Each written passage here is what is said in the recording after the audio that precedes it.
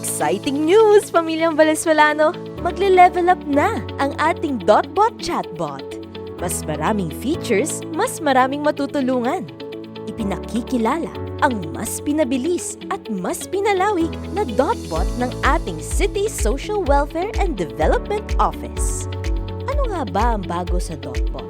Sa tulong ni Dotbot, nalalaman na natin agad ang iba't ibang requirements at satellite office locations ng CSWDO. Ngayong nag-level up na ang Dotbot, maaari na kayong mag-submit ng application for assistance online.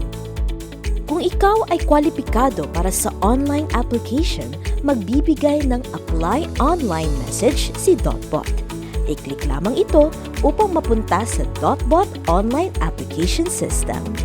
Ibigay ang iyong kumpletong personal information upang mag-register. Pagkatapos ng verification at registration, ibigay naman ang impormasyon ng pasyente na nag-a-apply ng assistance.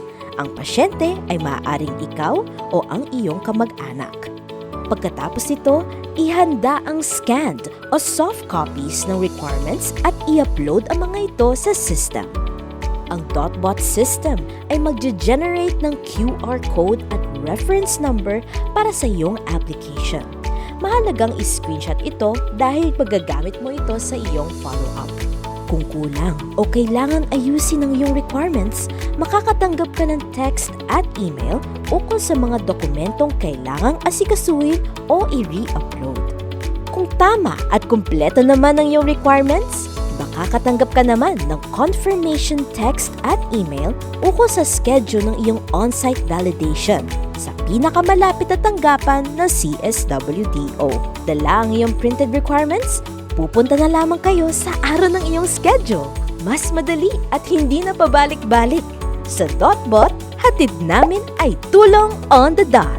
Chat with Dotbot now!